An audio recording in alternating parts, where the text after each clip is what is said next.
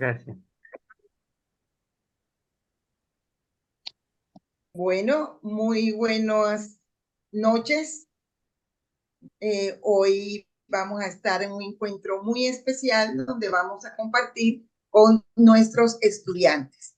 Entonces, bienvenido, Marcelo. Así como lo habíamos anhelado en este segundo semestre, en este nuestro curso virtual Descubriendo el Antiguo Testamento, hoy ya estamos aquí con los compañeros que han asistido muy juiciosos todos estos meses desde que ingresaron en abril y ya van a tener estas preguntas que tienen ante este tema tan importante que han estado preparando y hemos estado leyendo, viendo los videos. Entonces, muy buenas noches, Marcelo, muy buenas noches, Noches. Estela, Lucas, Hola. Mónica, Buenas Noches, noches. ¿qué tal? Lidia. Entonces, Marcelo, cuéntanos qué nos tienes para hoy o qué quieres compartirnos inicialmente. Esta reunión, esta clase de hoy, es una etapa, un hito en un proceso que venimos haciendo juntos desde hace algunos meses. Y creo que al comienzo de este curso yo les conté que, no recuerdo exactamente si lo dije con estas palabras, ¿no? Pero que no íbamos a tomar exámenes, sino que el objetivo era otro, y hoy quiero explicarles por qué, que el objetivo era que lleguen a plantear preguntas, y hoy es la primera vez que se integra eso dentro de la clase. ¿Qué quiere decir y por qué? Pues esto tiene que ver, si se quiere, con una especie de pedagogía del judaísmo rabínico, pedagogía rabínica. Uno puede estudiar para dar exámenes y en ese caso no es que esté mal, está rindiendo cuentas a un poder externo que certifica si uno aprendió o no aprendió un contenido. Pero eso es estudiar, por más que uno tenga una motivación propia, es estudiar para satisfacer a otro, el que toma el examen. En cambio, el estudio propuesto como estudio rabínico es estudiar para crecer. ¿Y cómo se crece? Bueno, de diferentes maneras. Cada ser viviente crece a su manera y cada ser humano tiene su camino propio que es diferente. Pero un hito importante en el crecimiento, en cada etapa del crecimiento, es qué es lo que uno se pregunta y cómo se lo pregunta. Espero que ahora, después del camino recorrido y de esta vivencia, quede un poco más claro a qué me refería yo con estas ideas. ¿Mm? Bueno, así que para mí será un examen, pero es una celebración también. Las dos cosas por el mismo motivo. Bueno, Marcelo, Bueno. muchísimas gracias. Eso digo yo, muchísimas gracias. Exactamente, es lo que traté de decir. Creo que es muy buena tu afirmaciones que has hecho, porque pues evidentemente creo que todos estamos celebrando este día y realmente hemos tenido un proceso durante estos meses y es fruto de todo ese proceso que poco a poco nos hemos conocido y hemos estado compartiendo como una familia. ¿Qué me dice? Empezamos ya con nuestra primera pregunta. Eso, a trabajar. ¿Por dónde empezamos? ¿Con quién? Vamos a empezar por Lucas. Dale. Hola, buenas noches, ¿cómo están? Buenas noches. Hola, Lucas. ¿Cómo va? Bueno, la pregunta que yo había formulado es si tiene reparación una sociedad rota por carencia de amor. Felicitaciones. Gracias. Es una maravillosa pregunta, profunda, y que realmente tenemos que hacérnosla. Yo te felicito por la pregunta, lo que no quiere decir que no vaya a contestarla. Voy a intentar contestar algo desde mí, ¿ok? No como el dueño de la verdad, no. Pero voy a tratar de aportar una respuesta desde mi comprensión de la cultura judía, de la tradición interpretativa judía. Nada más que eso, pero es algo personal en el fondo. Es decir, que otra persona formada en la cultura judía tal vez sepa más y pueda contestarlo mejor, y tal vez en algún momento encuentres tu propia respuesta aún mejor y más convincente para ti y para mí. ¿Ok? Así que no es un punto final esta respuesta. Eso es lo que quiero aclarar. Bueno, pero la pregunta es buenísima porque abre un campo de pensamiento tremendo, ¿no? Y la respuesta que yo encuentro es que tiene que ver con la celebración del día 9 del mes de Av, que fue anteayer. Tisha B'Av, que algo comentamos en WhatsApp o algo así, que es un día en el que culminan 3 semanas de duelo, y es un día de ayuno, pero es un ayuno muy especial. Ahora voy a contar algo de ese ayuno. Se ayuna rezando sentados en el piso. Solamente se pueden leer textos a la luz de las velas, además del ayuno de no comer. Se lee del libro de las Lamentaciones, Eijá. Se leen las Kinot, que son, bueno, en fin, es un día de profundo dolor que, entre otras cosas, conmemora muchos hechos desgraciados que fueron sucediendo alrededor de esta época según el calendario judío. Los romanos tenían sus idus de marzo, época de los argentinos, por ejemplo, conmemoramos la derrota de Malvinas el 2 de abril. Hay días de duelo nacional. En el caso de un pueblo argentino tenemos 150 años de historia como Estado nacional.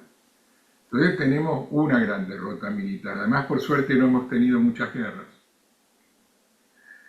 En el caso de un pueblo como el de Israel, que no tiene 150 años, sino que tiene 3.000 o 3.500 o 4.000 años de historia, y bueno, lamentablemente hay más derrotas y desgracias para recordar, pero también por suerte para aprender de ellas e incluso tal vez sacar algo bueno. Y entonces el día 9 de Av reúne el aniversario de la destrucción del primer templo, del segundo templo. El 10 de Av fue la bomba en la AMIA de acá, digo porque acá a mis espaldas fue. Pero el 14 de Av viene Tu B'Av, es el día para formar nuevas parejas. En el antiguo Israel, las niñas casaderas salían a los campos con canastas llenas de flores, a cantar y a bailar, a ver si conocían a algún muchacho en la pradera, a bailar en grupo. ¿Por qué? Porque hay reparación, hay redención. Además, según la tradición judía, según una profecía, perdón, no estudié, no preparé la lección bien, creo que es Ezequiel o Jeremías, según uno de los dos, la llegada del Mesías va a ser en Tisha B'Av también. O sea que de lamentar todo lo que hemos tenido que perder, en el fondo por necios, y de lamentar tantos dolores que hemos tenido, en eso mismo está el tocar fondo para rebotar. Porque hay una esperanza. Y esto tiene que ver con otro tema que es el de la antropología bíblica, de que voy a tratar de hablar un poco mechado en las respuestas a las preguntas que me planteé, que es que un factor esencial, fundamental de qué es un ser humano, es un ser que necesita esperanza. El ser humano no puede renunciar a la esperanza, porque como vivimos proyectándonos hacia el futuro, si no tenemos esperanza estamos fritos. Chao. Es vital, no nos podemos dar ese lujo. Bien, esto es una idea de cómo funciona un ser humano y que está asociado a ¿hay reparación para una sociedad injusta, destruida por la falta de amor? Sí, habrá cuando haya amor en el futuro. En pocas palabras. Además está la promesa de nada menos que del creador del universo, de que va a haber una redención final para todos. Pero si no crees en Dios y no crees en esa promesa, igual como ser humano, necesitas la esperanza en el futuro para poder vivir. Entonces, ¿cómo te va a enseñar una tradición interpretativa a no tenerla? Entonces, ¿cómo llegamos a esa redención? Tu pregunta es reparación. Perdón, yo lo traduzco a redención como si fuéramos cautivos, secuestrados por el daño que hay o el mal, si quieres, cuando gobierna el mundo. Yo dije redención, pero reparación. ¿Se puede reparar la falta de amor? Bueno, hay daños que no se pueden reparar, por supuesto. El mal que sucedió, sucedió. Eso es innegable. Ya está, ya fue. Una vez que alguien es asesinado, no lo vuelves a la vida con arrepentirte. Pero puedes aprender lo terrible que ha sido tu equivocación, de lo que hiciste. Puedes ayudar a los deudos de esa persona ofreciendo tu sincero arrepentimiento y ayudándoles a llevar adelante su vida lo mejor que puedan con tu ayuda para reparar eso que les quitaste y el daño que les hiciste. Y eso sí es una reparación, no es la anulación del daño, pero del daño se puede seguir. Eso es la esperanza. No sé si esta respuesta satisface tu pregunta, si quieres profundizarla un poco o pasemos a otra pregunta. Dime tú. No, sí, sí, sí, me da una apertura distinta, viniendo de vos, de tu parte, de la cual em, me abre otras puertas nuevas de esperanza. Entonces sí responde a lo mío, y que me sirve para seguir profundizando en lo personal, en lo íntimo, después seguir masticando y seguramente puedo generar otras preguntas, pero da esta nueva apertura que me sirve mucho, la verdad que me sirve mucho. Me Te alegro, agradezco. gracias. Para resumir el concepto en palabras sencillas y claras, sin tanta teología y tradición judía, castellano clarito, mientras hay vida y esperanza. Eso no es negar el mal, el dolor y la destrucción que también hay, pero abre la puerta de hacer lo que uno pueda hacer. El gran problema es descubrir qué es lo que se puede hacer y corresponde que uno haga. Eso ya es mucho más complicado. Pero a eso, para poder llegar a preguntarse, pero ¿cómo hago? ¿Pero qué hago? Primero hay que plantearse esto. ¿Es que se puede hacer algo? ¿Hay reparación posible? Por eso tu pregunta es maravillosa. Es la que abre la puerta y ahora ¿cómo sigo para hacer las cosas bien, para reparar? Bien. ¿Y quién ¿Quién sugiere, Gloria, que plantee una pregunta ahora? Te pido ayuda. No, estás muteada, no te oímos. Sí, Marcelo, ahora vamos con Mónica Frías. Ella también nos tiene su pregunta. Gracias. Mónica. Sí, hola a todos. Hola, aló. Eh, Bien, hemos estudiado que la tradición interpretativa judía y cristiana también eh, nos enseña que el hombre eh, es pecador, es una condición innata. Esto nos hace menos responsables.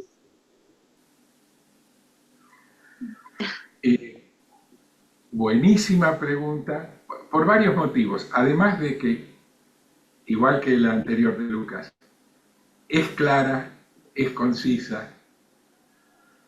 Además, son preguntas fundamentales que creo que toda persona debería hacerse en la vida, ¿no? Invitan a reflexionar, a filosofar, así que muy, muy buena pregunta.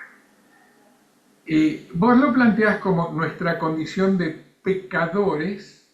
Ahí habría que definir bien qué es pecado, porque por ahí en el vocabulario judío quiere decir una cosa, en el vocabulario católico tiene otras connotaciones, otra definición incluso tal vez, pero dejemos esas sofisticaciones semánticas y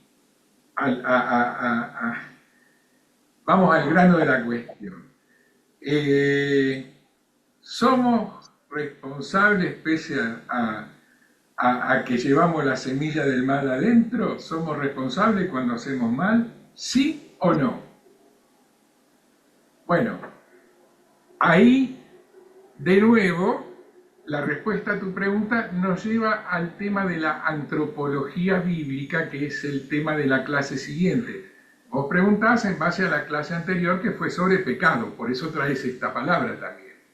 Pero resulta que la clase siguiente, que la estamos ya desarrollando hoy, me parece, que es la antropología que surge de las Sagradas Escrituras del pueblo judío. Atenti. O sea, la antropología rabínica, por ponerle algún nombre, es fundamental el libre albedrío. Es algo que define al ser humano. Hemos sido creados a su imagen y semejanza, según Génesis 1. Así de sencillito. ¿Y en qué sentido a su imagen y semejanza? ¿Quiere decir que Dios tiene barbita candado, que usa anteojos? Evidentemente no, y perdón, me estaba burlando de mí mismo, no de Dios. ¿Qué quiere decir? Que hemos sido creados un poco parecidos a Hashem, a Dios. ¿En qué sentido? En lo más noble de lo humano. En eso nos parecemos a él, o ella, como quiera, o ella. En lo más noble de lo humano, en el raciocinio, es decir, más que raciocinio, porque razonar puede una máquina, hasta cierto punto, sino que en el discernimiento, que tiene que ver con esto que decía al comienzo de que uno estudia para crecer. Uno estudia los estudios bíblicos para crecer en el discernimiento, para entender mejor cómo hacer para ir generando la redención con su vida. Somos colaboradores de Dios en la obra de gestar el mundo. No somos una máquina. La ciencia contemporánea está en contra de lo que yo digo. Cada vez más los científicos nos ven como fruto de nuestros genes, fruto de la economía, fruto de cómo nos han criado nuestros padres. Y es absolutamente cierto que todas estas cuestiones que he nombrado inciden muchísimo en darle forma al pensamiento de una persona, a las decisiones que toma y a cómo actúa. Y por eso jurídicamente existen los así llamados atenuantes para algunos delitos, porque es obvio, no estoy negando esa realidad. Pero para la antropología bíblica somos esencialmente un poquito libres. ¿Esto qué quiere decir? Incluso a veces Hashem, y lo dice la misma Biblia, ha intervenido en torcer la voluntad de alguna persona. Por ejemplo, no sé si se acuerdan ese versículo, cuando endurece el corazón del faraón para que no deje. Entonces, el faraón tiene libre albedrío, decide dejarlos ir, y Hashem endurece el corazón de alguien que tiene libre albedrío y lo hace cometer una mala acción. La pucha, pero quiere decir que realmente nuestro libre albedrío, según esa narración, está limitado y está condicionado, pero está. Porque si Hashem endurece el corazón de alguien para que se comporte de otro modo, es para que se comporte de otro modo que el que se hubiera comportado según su propio discernimiento, que está presente antes. Esto es un intento de responder a una pregunta muy profunda que has hecho, Mónica. Yo creo que sí, como pecadores, somos en alguna medida responsables. Mira, por ejemplo, tantos siglos se ha criticado a las personas de una cierta orientación sexual o de una cierta identidad de género. Hoy en Argentina al menos las leyes ya no persiguen esas conductas como delictivas. Al contrario, entienden las leyes argentinas que son cosas del ámbito de la vida privada de cada uno, donde la sociedad no tiene por qué meterse, mientras se respeten los derechos de terceros, obviamente, ¿no? Los derechos de los niños, por ejemplo. Bien, y esto, por suerte, hoy nos da la libertad de poder pensar. Esas conductas son elección, son responsabilidad, de poder pensarlo sin que haya detrás un tema de un castigo, una condena. Pero podemos pensar con libertad. Bueno, una persona nace con ciertas condiciones para que le guste vivir así y no asá. ¿Y qué? Puede elegir, aun si nace de una manera o de otra, puede elegir, sea o no sea delito, esté bien o mal visto, puede elegir si hace las cosas como siente que le gustan, como siente que quiere hacerlas o no. Ese a veces es el ámbito de la libertad que tenemos. ¿Te sirve esta respuesta, Mónica? Sí, sí, sí, me sirve y me siento mucho alivio de saber de que aún teniendo esta condición antropológica, o sea, tenemos esa condición, esa dimensión, digamos, de libertad, y que, bueno, también me hace sentir como menos culpable, digamos, y menos exigente conmigo misma, Claro. porque yo, por ejemplo, yo soy muy perfeccionista y me torturo mucho con eso. Entonces, bueno, reflexionar sobre esto de nuestra condición me da mucha liviandad, mucho alivio. Atenti que culpable y responsable no es lo mismo, ¿eh?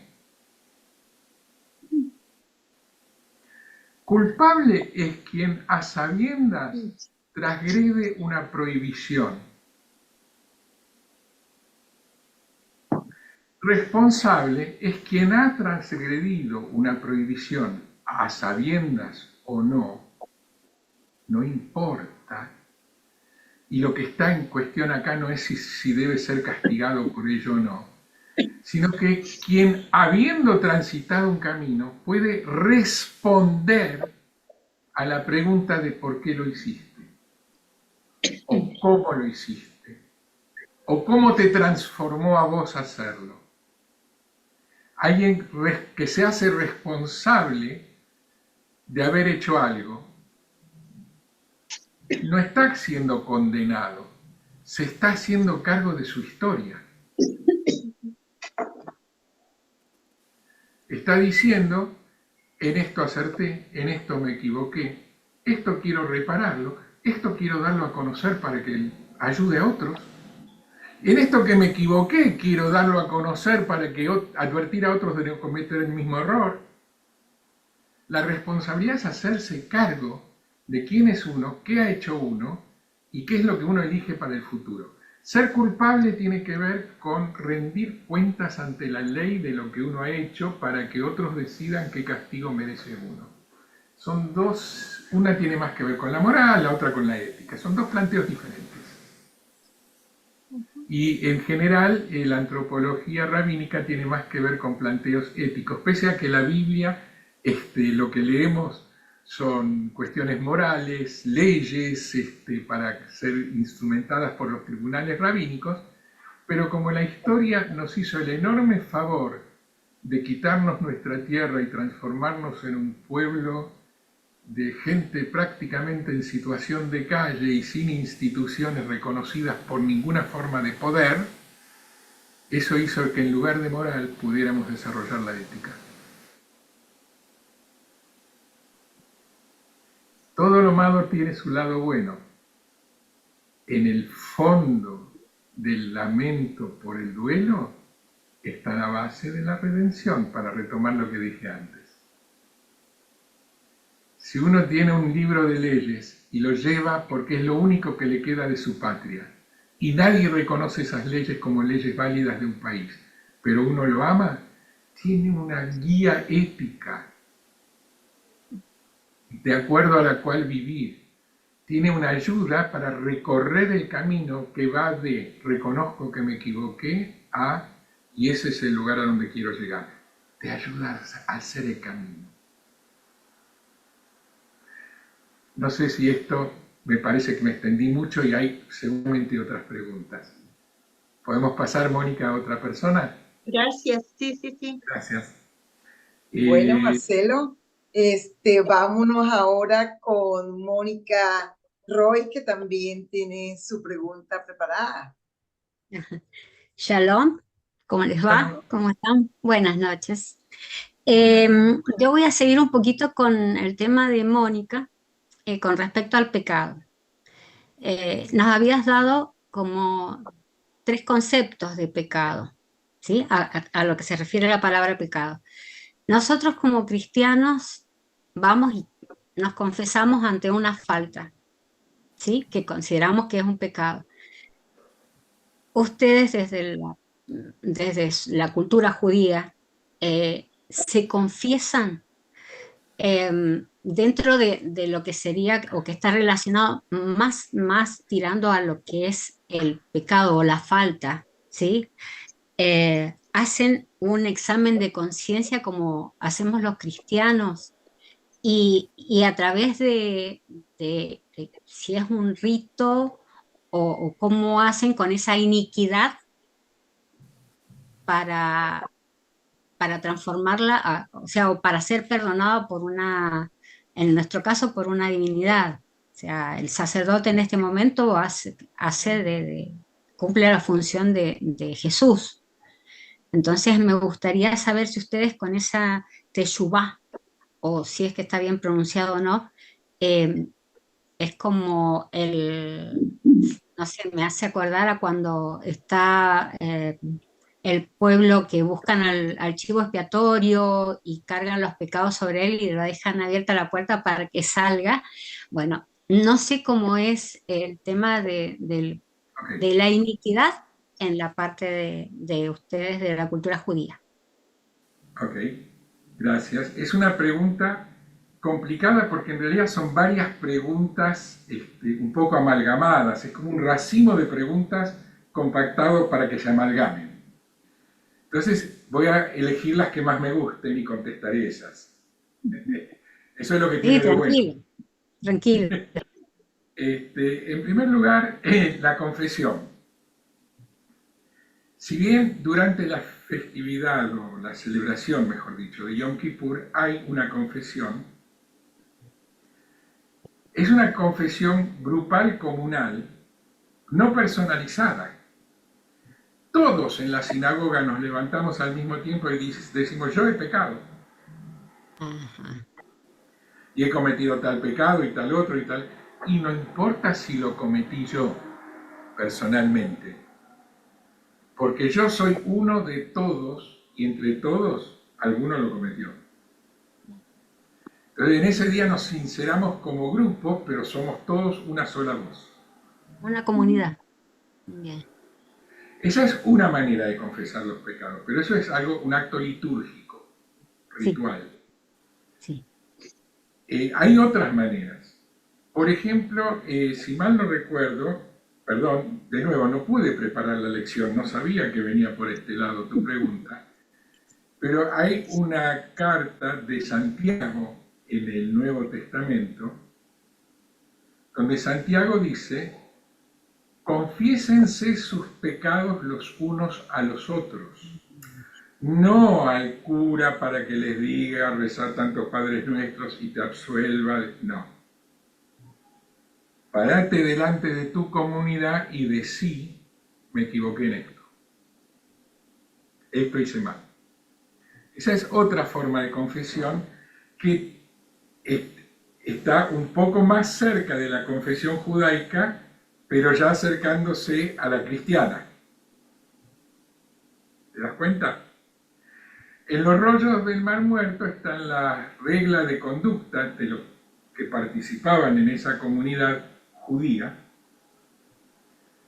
Y ahí lo que se estipula es que, bueno, que cualquiera que tenga un mal sentimiento con otro miembro de la comunidad debe ponerse de pie y decir lo que le pasa.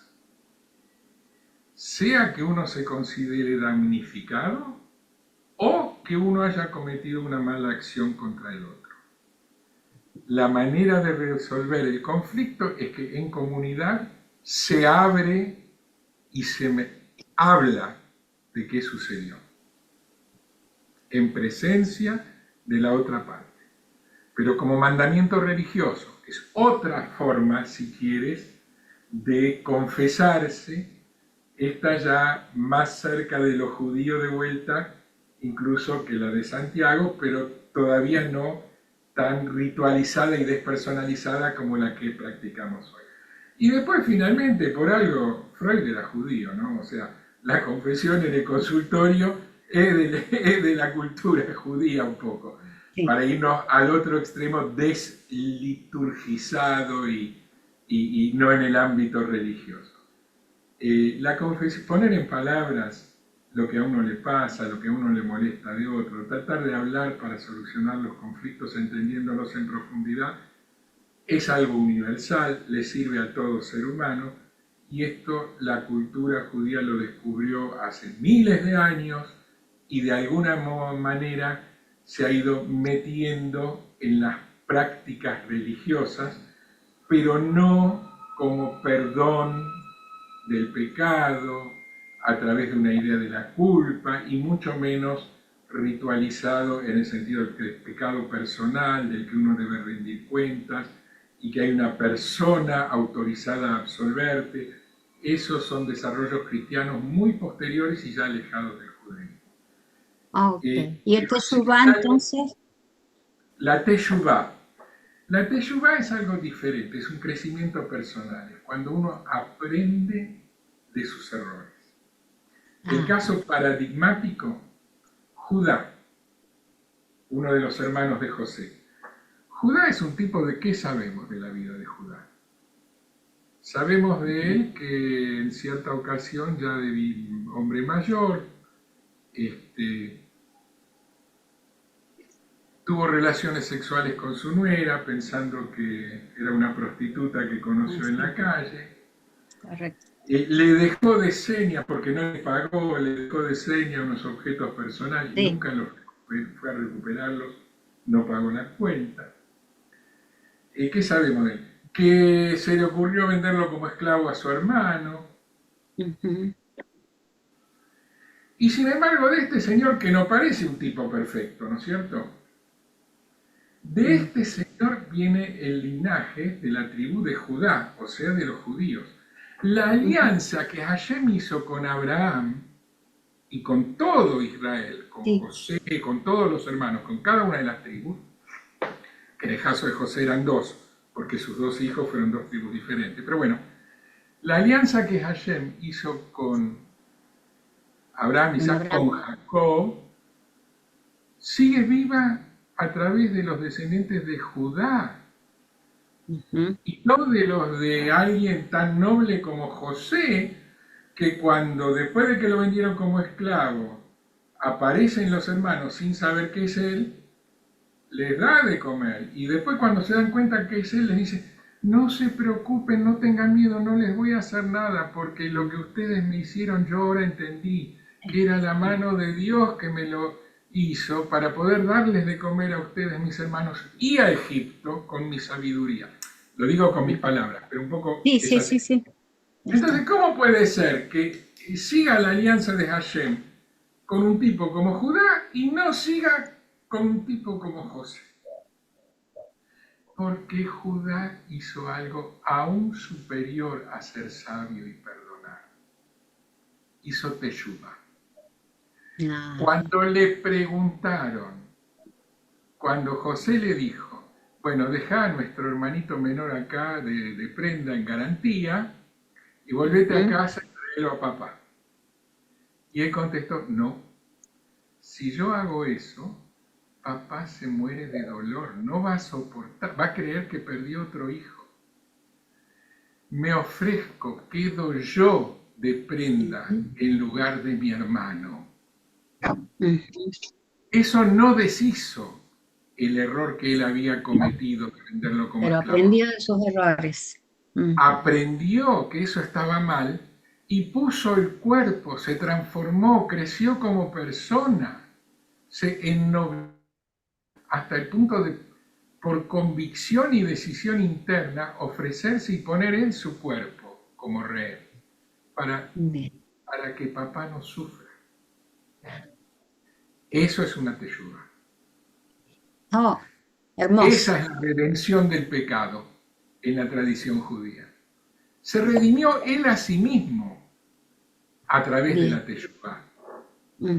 Y tan ejemplar es esa teshuvá, esto es una interpretación mía, bueno, no mía, perdón, tengo mis maestros, quiero decir, es una interpretación, no es la única ni la predominante, pero es esta teshuvá de Judá la que explica por qué la alianza se fue perdiendo con las otras tribus, pero siguió vigente con los descendientes de Judá, por el ejemplo que él dio.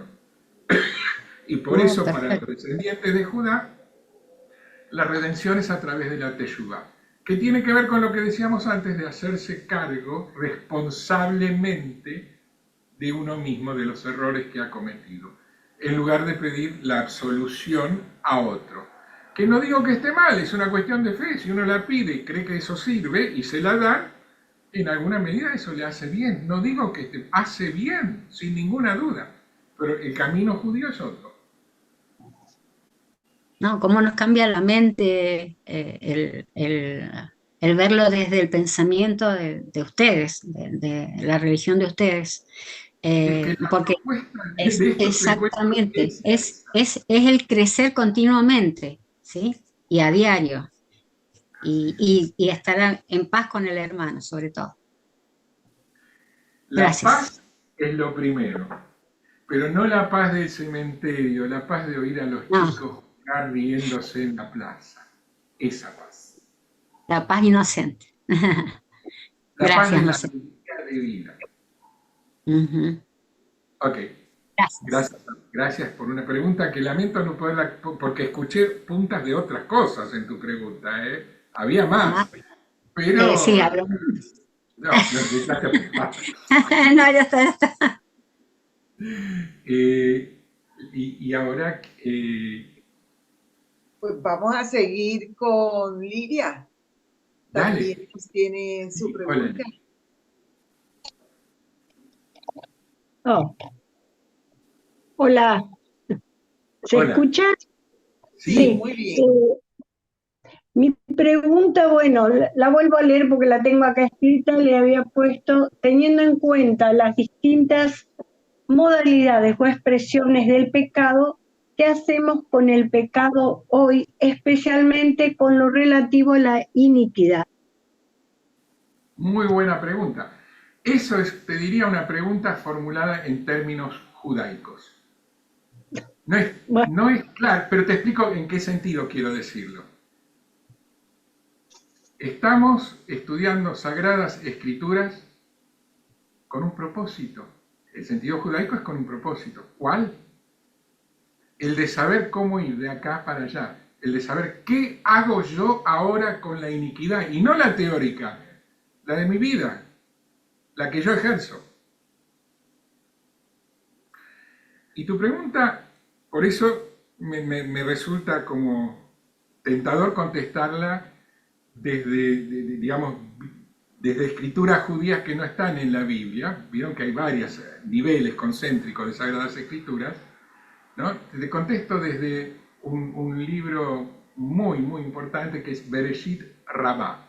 Es una colección de docenas o no sé, tal vez llegan a más de un centenar de autores, de narraciones, explicaciones sobre el libro Génesis, Bereshit.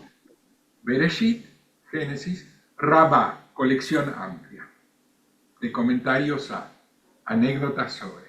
Y en Bereshit Rabbah dice que Dios creó en Bereshit Rabbah capítulo 3, versículo 7. Dice que Dios creó y destruyó varios mundos como este, antes de este.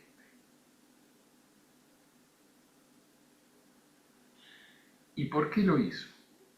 Porque no sabemos de esos mundos mucho, además no conocemos los propósitos de Dios, es incognoscible.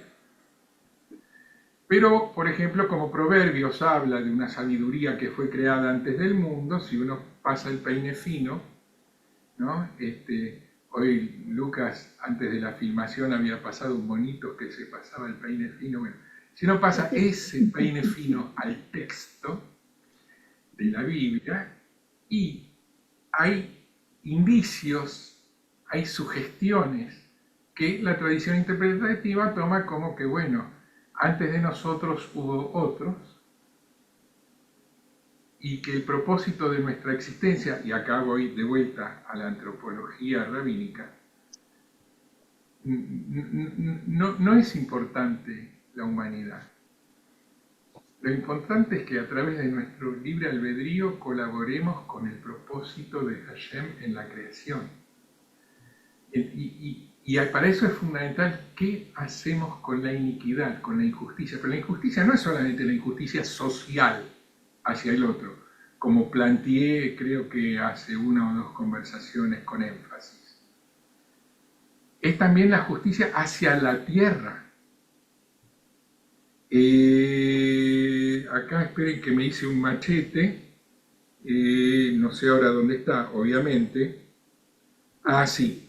En Crónicas 2, 36, 21, enseña que Dios condena a Israel por no cumplir con el mandato de Levítico 26, 34, que es dejar que la tierra descanse, la tierra santa, descanse un año cada 7 años sin cultivarla, el año sabático. Y entonces Crónicas dice que fue por ese motivo que tuvimos que ir 70 años al exilio babilónico. 70 años de exilio por 490 años de no respetar cada 7 años el descanso de la tierra. Entonces la iniquidad es algo que va mucho más allá de si una persona... Hoy en día podés pensar en iniquidad como, uy, no le di una limosna a esa gente que está en situación de calle en la esquina de mi casa, la necesitan y no me di cuenta. Eso es iniquidad, hasta cierto punto. Pero lo que estamos haciendo con la tierra, el calentamiento global, las extinciones masivas, al final de cuentas, Génesis 1 dice que fuimos creados para cuidarla a ella, la tierra, para cuidarla. Y mirá el desastre que estamos haciendo.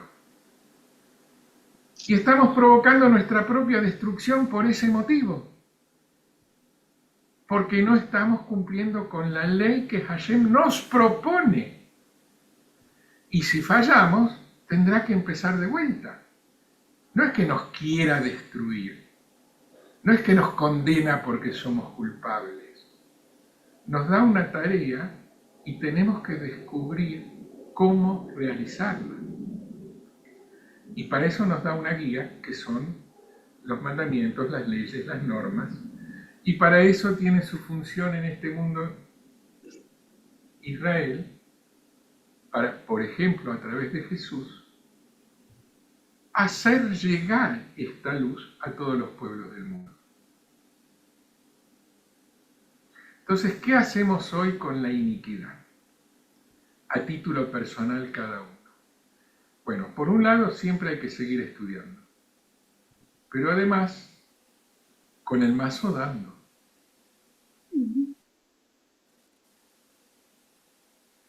Además de estudiar cómo hacer para cumplir con la misión para la que hemos sido hechos como humanidad, y por lo tanto cada uno de nosotros como individuo, hacernos cargo de nuestros errores personales en cumplir con eso, y tratar de que la ley, no porque esté escrita en un libro escrito por judíos hace 2000 años, sino que porque es la ley de que tu propio discernimiento te dice que es la que debes seguir para que se conserve la vida, para que florezca, para que haya paz, hacer que esa ley sea cumplida. En detalle cómo se hace, para cada persona es diferente, cada uno tiene que encontrar su llamado. ¿Responde eso un poco a tu pregunta, Liria? Sí, yo por ahí la orientaba también un poco referente a lo que vos habías dicho hace 2 o 3 encuentros, mucho con respecto a todas las injusticias que ocurren y que ya como que superan nuestro accionar. Uno se ve como limitado a veces porque ve tanta injusticia alrededor de uno, y a veces nuestro accionar es tan pequeño que es prácticamente, digamos, como invisible. Pero aún así, con esa poca invisibilidad, por lo menos en mi caso, yo no dejo no bajo los brazos en pos de luchar por todas esas injusticias, esas situaciones injustas propias, ¿no? Más allá de mi creencia y de aquello a lo cual yo apelo para alimentarme y poder brindarme mejor. O sea, para hablar de algo que considero injusto, tengo que más o menos conocer de dónde viene la raíz de esa injusticia, o por qué se provocó, o qué caminos tomar para decir, por este lado podemos ir mejor. Es eso. Y me ayudó mucho el hecho de estos planteos que vos hacías, refrescarme lo de Levítico. Bueno, que nosotros en la iglesia cada 50 años festejamos el jubileo, lo que en su momento en el pueblo judío fue cada 7 años, ¿no es cierto? 6 años la tierra trabaja, el 7 años descansa. Después se fue, ahora se llegó a los 50 años, digamos. No, este año que... En la Biblia cada 50 años hay un momento especial también. Claro. Cada 7 años debe descansar la tierra, y cada 50 años, el 50º año, o sea, después de 49 años, viene otra cosa que es que se restituyen las tierras, Sí, porque para la tradición judía la tierra de Israel no es propiedad de una persona, sí, no es propiedad. es de Dios. Sí. Entonces, Hashem la asigna un determinado terreno a una determinada tribu. Y dentro de la tribu se distribuye en función de el número de personas de las familias. Entonces, cada 49 años, si una familia tuvo que vender sus tierras, vuelve ahí, se le devuelven sus tierras ancestrales, se libera a los esclavos Y se perdonan las deudas. también, sí, así es. Entonces, ese ciclo de jubileo de cada 50 años es como un super ciclo de años sabáticos, 7 años de descanso. A los 7 años se libera a los esclavos judíos solamente. Históricamente habrá estado en el origen del jubileo romano. Ahora en el 2025 la Iglesia Católica ofrece un año de jubileo que espero podamos celebrar. Espero llegue el planeta al 2025 y podamos disfrutar de un año en paz todos. Y para mí es claro que es otra idea, pero que está muy cerca y está emparentada, o otro desarrollo de la misma idea en todo caso, que tiene más que ver con la fe, con la esperanza. En el año 2000, Juan Pablo II creo que había propuesto a las naciones ricas que perdonen las deudas de las naciones pobres, que hubiera sido una expresión de un jubileo. Muy buena, muy lógica.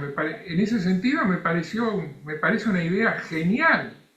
Y ojalá las naciones gobernadas por cristianos y predominantemente cristianas siguieran ese consejo. Creo que el mundo sería un lugar mejor, honestamente. Pero bueno, el mundo es como es, funciona como funciona. Entonces, en este mundo, ¿qué es lo que uno puede hacer? Y lo primero que puede hacer es cerrar los ojos, mirar para adentro y decir: en esto no fui justo con mi cónyuge, en esto no fui justo con mis hijos, en esto no fui justo con mis padres, en esto no fui justo en esto no he sido justo conmigo mismo, con mis amigos. Y empezar por ahí. Eso uno puede hacerlo. No buscando el perdón. Eso puede servir si uno le hizo daño a alguien, decirle: che, de verdad lamento lo que hice. No pedirle perdón, porque le estarías de nuevo pidiendo, encima que le hiciste un daño, le estás pidiendo que te dé algo más todavía, que te perdone. No. Pero decirle que entendés que hiciste mal y que te da pena y que lo lamentás y que querés reparar. Que reconoces que estuviste mal, que fue tu error, no de la persona damnificada. Y ofrecer, preguntar: ¿qué puedo hacer para reparar? En lugar de te pido que me perdone. Recomiendo ese camino, me parece más efectivo. Efectivo en el sentido de que sirve para reparar. Lo otro es una lucha de poder. Bueno, ¿tenemos más preguntas? Gloria, ¿estás muteada? Sí, no. Lucas parece que tiene alguna pregunta, aunque estamos pendientes aún con Estela y Noé también quiere hacerte una pregunta. Entonces, Lucas, tu pregunta tiene relación ahorita con lo que está hablando, creería yo, Marcelo. Entonces, Sí, para darle la palabra a Estela posteriormente. sí, rápido, no quiero quitar tiempo a mis compañeros por respeto a ellos. No, lo que me dijo antes Marcelo me parece que aplica acá lo que decía Lidia, es que a lo mejor nosotros no lo vemos ahora, pero nuestros tataranietos, si el mundo sigue, lo veamos de acuerdo a lo que fuimos, ese granito que decía Lidia, que va acompañado un poco de la esperanza que me dijo antes Marcelo. Eso no, rápido. Gracias, Lucas. Marcelo, tenemos dos situaciones. Una que Noé quiere preguntarte algo sobre el pecado Y la pregunta de Estela, que ya nos va a abrir ese espacio a la segunda parte de este programa. Entonces tú decides qué hacemos ahorita, si continuamos con Estela o rápidamente contestas una pregunta que Noedaví quiere hacerte. Y también está aquí escuchándonos sin Gilberto. participar Gilberto Zárate, que no mandó una pregunta previamente, porque yo para poder prepararme un poco pedí que lo hicieran. Pero Gilberto, si de algún modo quieres intervenir con comentarios, críticas, preguntas, por favor hazlo. Va a ser muy bienvenida y agradecida tu participación. Sí, muchas gracias, Marcelo. Aquí estoy aprendiendo también, escuchándolos. Listo, gracias Gilberto y saludándote aquí a tu ingreso a este encuentro. Y Bueno, entonces, Marcelo, tú tienes la palabra. Sí, Estela y Noé, ¿cómo no? Estela no está, ¿no? ¿O está? Sí, Sí, está. acá estoy. Ah, ahí está, perdón, no te veía, discúlpame. Bueno, Estela primero y luego Noé. Perfecto. Bueno, primero yo sabía que iba a disfrutar de las preguntas de mis compañeros, no me molesté en hacer algunas tan profundas porque sabía lo que ibas a contestar. Y me fui para unas más o menos biológicas, por decir así. Porque en Génesis 1, el Dios creó, hizo toda la creación y vio que todo era bueno, ¿no? Creó con amor todos los animales del agua, las aves, los reptiles, todo. Y bueno, fantástico.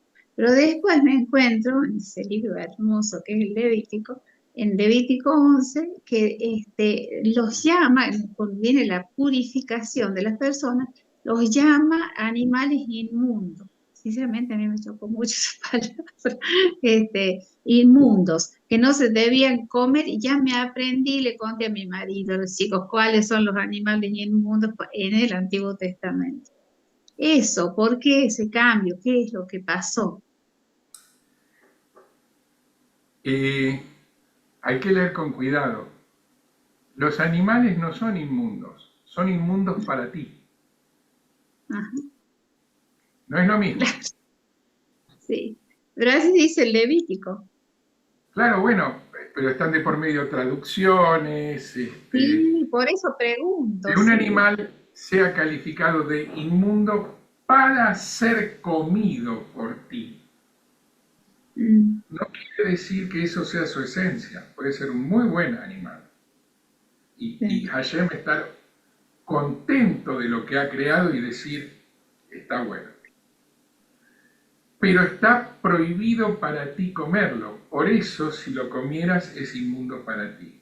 Porque estarías rompiendo un mandamiento. ¿Cuál mandamiento?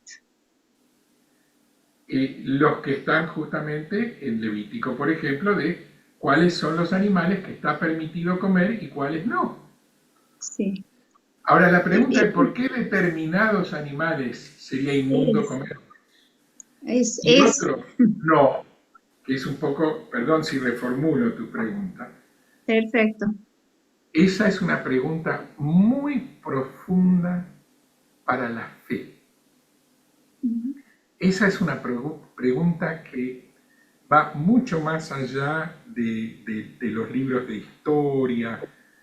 Hay gente que ha buscado la respuesta en cuestiones como, bueno, porque son animales que transmiten enfermedades, que el cerdo transmite la triquinosis, qué sé yo. Otras respuestas porque criar animales como el cerdo hubiera sido muy difícil en una tierra donde había poca agua dulce. Ha habido muchos intentos de respuesta, pero yo creo que los grandes maestros como Maimónides, por ejemplo, dieron en la tecla, o Nasmánides. Y la respuesta es sencilla, pero es muy profunda. En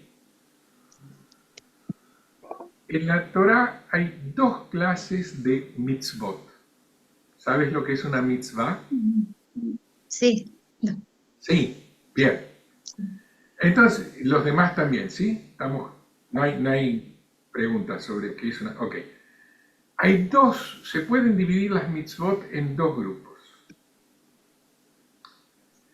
Aquellas que obedecen a una razón lógica, que por tu propio discernimiento puedes llegar a entenderla o a desarrollarla o a plantearla si no la hubieras leído. Por ejemplo, tenemos que cuidar la tierra en la que vivimos. Está clarísimo. Hay que ayudarle al prójimo. Y sí, porque si no después terminamos todos mal.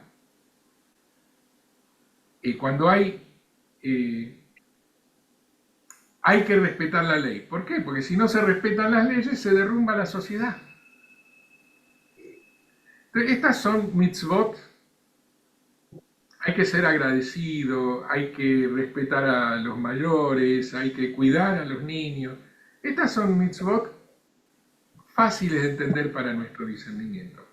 Pero hay otro grupo de mitzvot que se llaman hok, que no podemos racionalmente, como seres humanos, con un discernimiento limitado, entender por qué. Pero que es bueno que estén. Así como los cristianos tienen, creo, porque es absurdo, para aceptar ciertos misterios de la fe. Del mismo modo, en el camino de la fe religiosa judaica, ya no de la cosmovisión judía, de la tradición interpretativa bíblica, sino específicamente en el camino espiritual de la fe judaica, ahí las mitzvot, que no tienen una visible fundamentación racional, son un regalo que nos hace Hashem para que podamos depositar, para que podamos elegir, seguir el camino que nos indica, demostrándonos a nosotros mismos que tenemos fe, aunque no entendamos por qué. No hacemos daño a nadie no comiendo chancho. Ahora, comerlo, si queremos recorrer el camino de la fe judaica, y sería comer algo que para nosotros es una inmundicia. Eso no quiere decir que ese pobre animalito es inmundo, que le guste jugar en el barro, en sus propias heces, qué sé yo, cada uno tiene sus gustos. ¿Eso responde a tu pregunta? Sí, pero yo me había complicado más. Pensé que existía un porqué, que había pasado Hay un algo. porqué. Hay un Sí, porqué. es la El fe, porqué es la es que fe. esto es una donación que nos hace Hashem de incluir en las leyes algunas cosas que nos permitan decir, mira, puedo aceptarlo aunque no entienda por qué. Perfecto, perfecto. Sí, sí, sí. Gracias, Marcelo. Pero esto es para la fe ya, ¿no?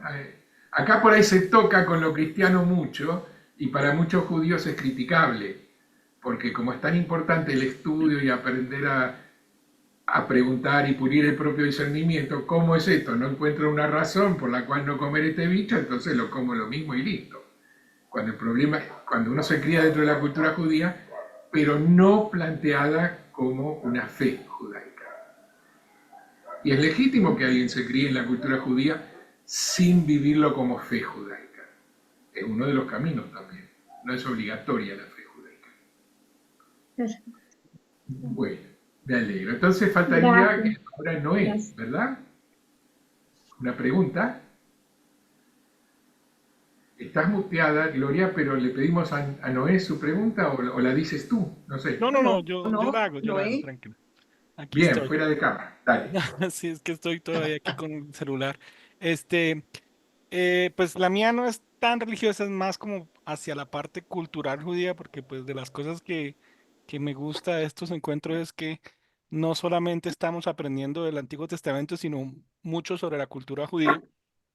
Y pues con todo esto del pecado,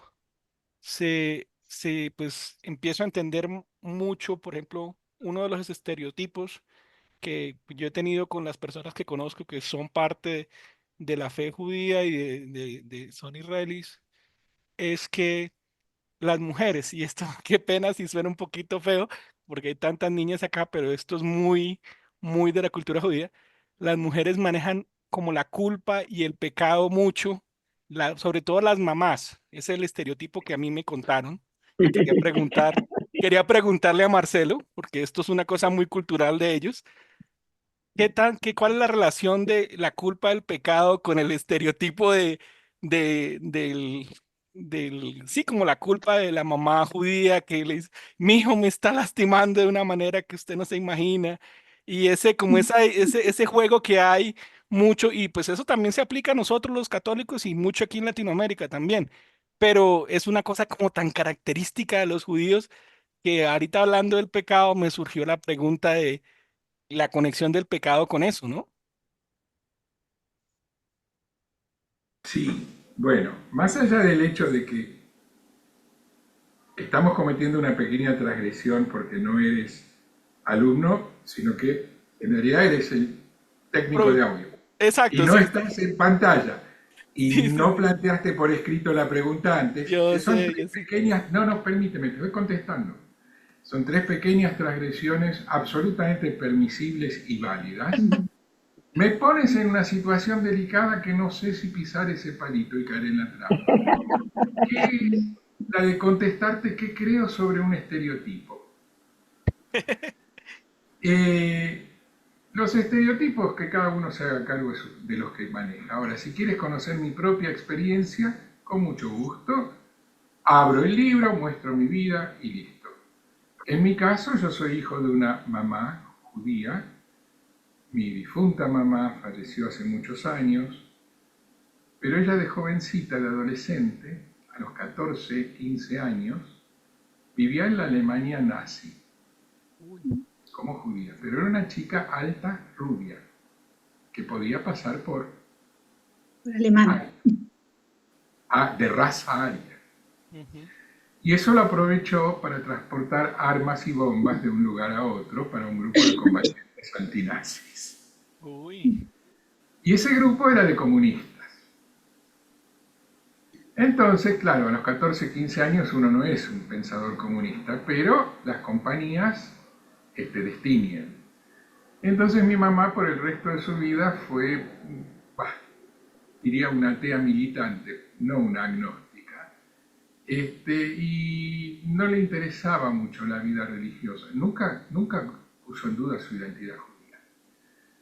Ahora bien, mi mamá, siendo una mamá judía, y aquí estoy yo para demostrar que me transmitió una identidad judía, yo no recuerdo que jamás me haya querido manipular induciéndome un sentimiento de culpa. Okay. Si este testimonio te sirve de respuesta, ¿no es? Por ahí, Sí. el mío es el único caso y todo el resto del pueblo judío lo vive diferente.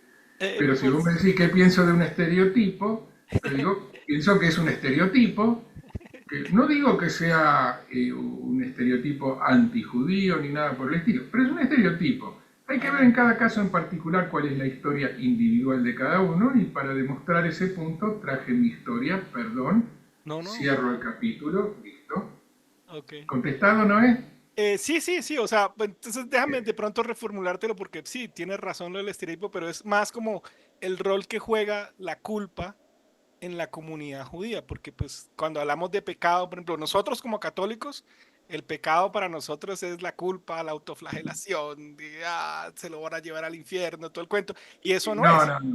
No es así. No es así. No, en la colectividad judía la culpa no tiene ni el 1% de importancia que tiene para los católicos creyentes y practicantes. Okay. Se resalta muchísimo más la responsabilidad.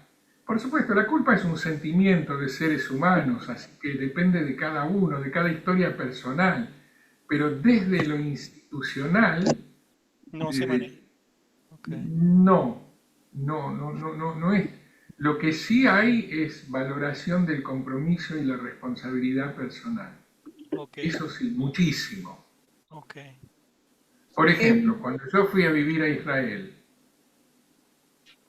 llegué a un kibutz. Ahí aprendí el idioma hebreo. Cuando llegué, lo primero que me hicieron es ponerme a trabajar. Este va a ser tu trabajo. Tenés que hacer tal cosa. Después de una semana de trabajar, me cambiaron a otro trabajo de más responsabilidad.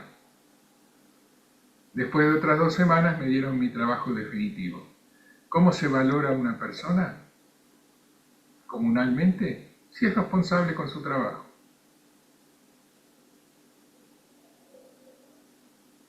Marcelo, me parece muy bien y bien la llamada de atención y creo que debemos continuar para no salirnos del tema, no es qué pena Sí, contigo. no, tranquila. Era como una pregunta Entonces, acompañada. pues sí, pero habían unas reglas, Sí, sí. entonces creo que hay que cumplirlas.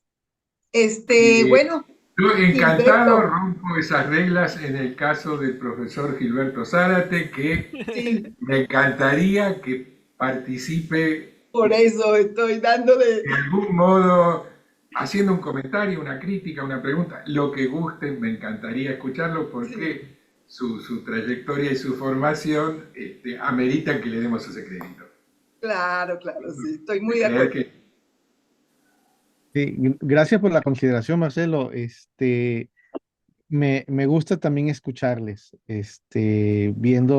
escuchando las preguntas, los, eh, los, el enfoque y bueno, no me detengo a intervenir para no desviar la temática, ¿no?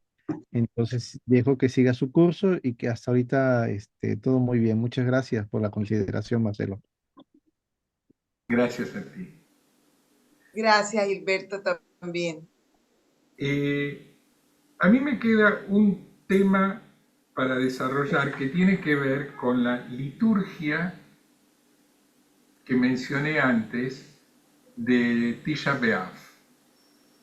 Porque tiene que ver con todo esto, tiene que ver con la antropología rabínica, no sé, es un término que acabo de inventar ahora, quiere decir la idea de la naturaleza humana que trasunta la Biblia para la tradición interpretativa judía. Entonces me resulta más fácil decir la antropología rabínica, aunque no es el vocabulario que usa un rabino ese. ¿Tá? En el libro de las Lamentaciones, que conocen porque forma parte del Antiguo Testamento, tiene varias veces la pregunta de cómo si todavía se puede contar con Dios, si todavía está ahí, como preguntando si todavía estás con nosotros, nos escuchás todavía. Y esto tiene que ver con un nivel muy profundo de la idea de cuál es el vínculo entre hombre y Dios. Los cristianos están centrados en un Dios que, los cristianos, perdón mis prejuicios, por ahí si me equivoco corríjanme, pero lo que yo he comprendido del cristianismo, y estoy abierto a aprender cosas nuevas, así que pero entiendo que es un tema mucho de culpa, como decía Noé, pero digamos de culpa, castigo, perdón, que circula por ahí el vínculo. Y en el caso de, por ejemplo, lo que muestra Lamentaciones y lo que se lee en el libro de Lamentaciones, en Eijá, durante Tisha B'Av, el tema es, ¿todavía me querés, Dios? ¿Todavía te importa lo que me pase? El tema no es si me vas a castigar por lo que hice de malo, por lo que dejé de cumplir con lo que me propusiste que haga. El tema es, ¿todavía me elegís? Porque yo sí, todavía te elijo. Es más un planteo de pareja, de pareja en un momento de crisis.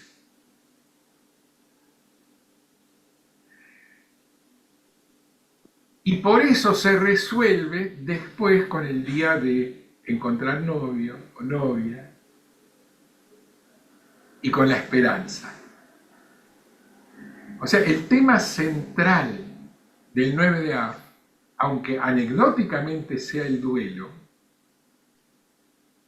es, ¿puedo todavía tener alguna esperanza de que nuestro Creador siga interesado en nuestro destino?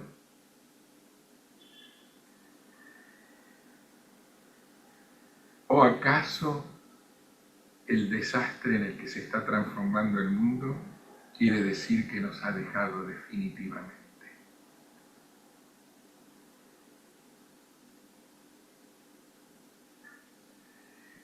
Y responder ese mismo día con la creencia firme, interna, de que en Tisha B'Av se va a anunciar que llegó el Mesías, que de verdad, no que algún día, hoy. Eso es la esperanza. Pero no que ya llegó, porque ahora, me parece que está tocando timbre, perdón. ¿Entienden? Es esa la liturgia de Tisha B'Av. Por eso la esperanza es fundamental para el ser humano, es biológica, fisiológicamente necesaria, y se complementa con el para qué hemos sido creados, para cuidar al mundo, no para usarlo para nuestro beneficio, para amarlo, para disfrutarlo, sí, que no es lo mismo que usarlo para nuestro beneficio. ¿Y cómo hacer eso? Usando el discernimiento en el que nos parecemos un poquito, como un eco o pálido reflejo, a nuestro Creador. Y con esto voy cerrando la idea de la antropología que estaba anunciada en las preguntas que ustedes hicieron, por eso mezclé las dos cosas, ¿no? Bueno, ¿qué les parece? ¿Quedó algún tema pendiente o seguimos la próxima? No, de mi parte, muy claro. Muchas gracias y gracias a los compañeros también. Gracias a todos de nuevo. Sí, realmente un enorme placer el comprobar que hemos recorrido un camino a través de que podemos dialogar en un diálogo interconfesional, ¿sí? Respetando que gracias a Hashem que somos diferentes, en el mejor sentido de la palabra. Hermoso, hermoso, Marcelo. Gracias. Gracias. Bueno, muchísimas gracias, Marcelo. Creo que hemos logrado el objetivo de que iniciemos este proceso con ellos en esta segunda parte del curso. Muy contenta de verdad también por la participación de Gilberto, a quien conozco desde sus tierras. Y creo que, como dices tú, es un muy buen compañero también en este trabajo. Y bueno, agradecerles de verdad su disponibilidad, agradecer su participación, su entusiasmo, pues todo esto que hemos vivido y que de una u otra forma nos unió esta semana con nuestros miedos, nuestras dudas, nuestras inquietudes, dentro de ese crecimiento personal, como nos lo decía Mónica Fría, nos causa muchas angustias, muchas situaciones difíciles que se nos mueven por dentro, por nuestras creencias, por nuestro mismo caminar por este mundo católico. Entonces creo que hemos aprendido, Marcelo, y yo también te agradezco porque estamos creciendo y viendo de una u otra forma la vida, el mundo, y queriéndonos como hermanos y tratando de hacer lo mejor posible. Entonces, muchísimas gracias también, Gilberto. Si quieres comentarnos alguna cosita rápidamente. Yo creo que aquí podemos cerrar ya la grabación y podemos compartir un poquito también en 5 minutitos cómo nos sentimos. Entonces, despidámonos y cerramos y hacemos un breve comentario. Bueno, shalom, shalom. Shalom, Shalom. shalom. Shalom. Shalom.